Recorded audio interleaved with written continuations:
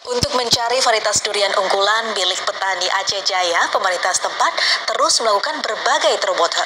Salah satunya dengan membuat event-event kontes buah durian dengan harapan harga durian milik petani Aceh Jaya meningkat. Kontes durian milik petani Aceh Jaya sudah menjadi event rutinitas yang dilakukan oleh komunitas durian tingkat nasional.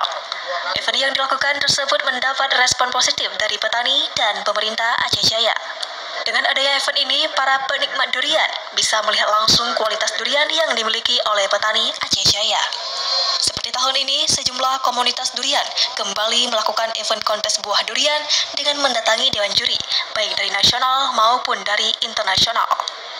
Dewan juri didatangi dari berbagai negara dengan harapan durian milik petani Aceh Jaya dikenal hingga ke luar negeri. Sekretaris Daerah Aceh Jaya Teguh Reza Falevi menyampaikan, pemerintah dan masyarakat sangat menyambut baik adanya konteks eksplorasi durian Nusantara yang dilakukan di Kabupaten Aceh Jaya. Adanya event ini diharapkan akan bertambah kembali bibit unggul durian di Aceh Jaya yang bisa dikembangkan ke depan. Pada tahun sebelumnya, sudah ada satu jenis durian unggul yang diterbitkan oleh Pusat Pelindungan Varietas Tanaman dan Perizinan Pertanian Kementerian RI.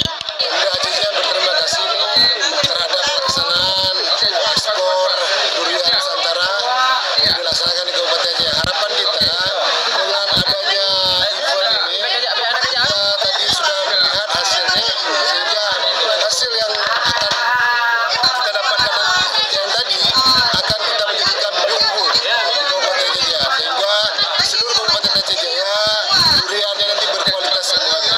Event ini terlaksana juga kerjasama antara durian traveler dan ekspor durian Nusantara dengan Pemda Aceh Jaya. Untuk menarik warga dari luar daerah yang akan berkunjung ke Kabupaten Aceh Jaya, pemerintah setempat akan membuat event atau kontes durian setiap tahun. Bahkan event seperti ini akan dijadikan sebagai event tahunan yang dilakukan oleh pemerintah setempat. Dari Aceh Jaya, Musliyadi TVRI melaporkan.